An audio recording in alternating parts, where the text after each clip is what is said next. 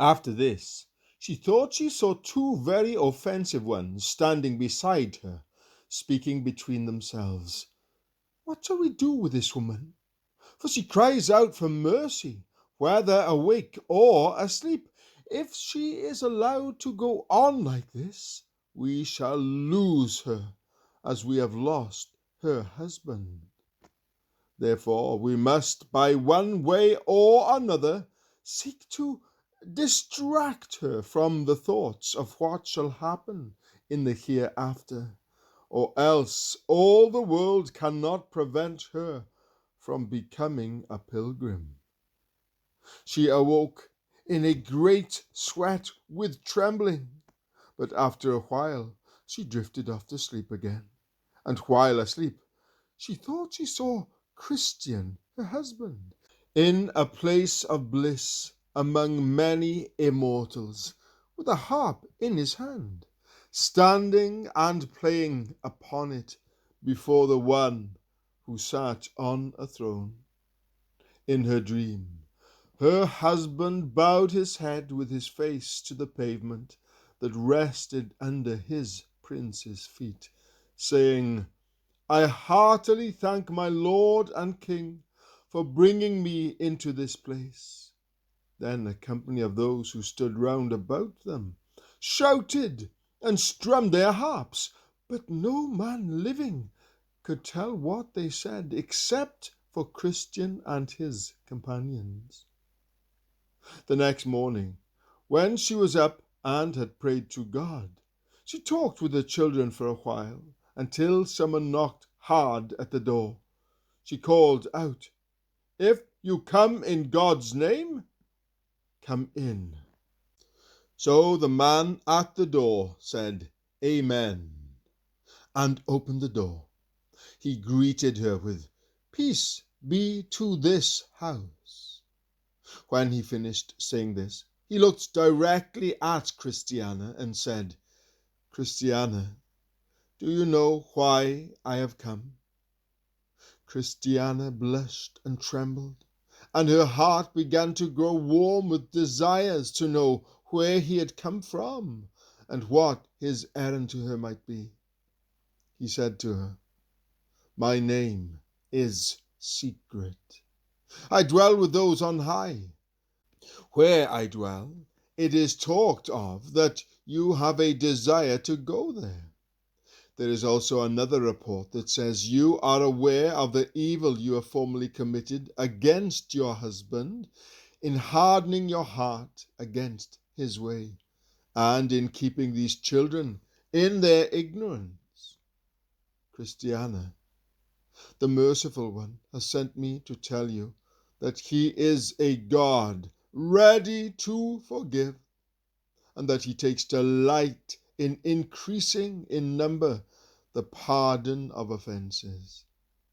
He would also have you know that he invites you to come into his presence, to his table, and that he will feed you with the best food of his house, and with the heritage of Jacob, your father.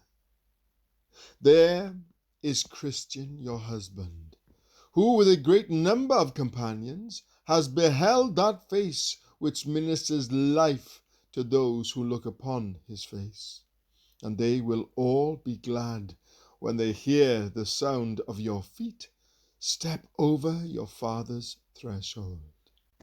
At this, Christiana was greatly embarrassed by this visitor's words, and bowed her head to the ground. Secret then proceeded to say, "Christiana, here is also a letter for you, which I have brought from your husband's king." So she took it and opened it. It released a fragrance that smelled of the best perfume. "Your oils have a pleasing fragrance. Your name is like purified oil. Therefore the maidens love you." Song of Solomon, chapter 1, verse 3. The letter was written in letters of gold and explained that the king wanted her to do as her husband Christian had done, for that was the way to come to his city and to dwell in his presence with joy forever. At reading this, Christiana was quite overcome and cried out to her visitor, "Sir, will you carry me and my children with you, so that we may also go and worship the king?" Then the visitor said, "Christiana, the bitter is before the sweet. You must first go through troubles, just as your husband did, before you can enter this celestial city. Therefore, I suggest you do as your husband Christian did. Go to the wicket gate, which you can see in the distance." He pointed to the spot across the plain. "For that gate stands at the start of the way up which you must go, and I wish you all good speed in your journey. I also advise you to put this letter in your pocket next to your heart, and that you read the contents of it to yourself and to your children until you know it by heart. For it is one of the songs that you must sing while you are in this house of your pilgrimage. Your statutes are my songs in the house of my pilgrimage." Psalm 119, verse 54. "And you must also be prepared to present it at the further gate at your journey's end." Now, in my dream, as this old gentleman told me the story, he seemed to be greatly affected by it, but he pressed on with the story. So Christiana called her sons together and began to speak to them. "My sons, I have, as you may have noticed lately, been under much anguish in my soul about the death of your father. This torment is not due to any doubt that he is happy, for I am satisfied that he is well where he is. I have also been very disturbed with the thoughts of my own state and yours, which I truly believe by nature are miserable. My behavior also toward your father in his distress is a great load to my conscience, for I hardened both my own heart and yours against him, and refused to go with him on pilgrimage. The thoughts of these things would now kill me outright, except for a dream which I had last night, and for the encouragement which this stranger has given me this morning." She gestured toward Secret.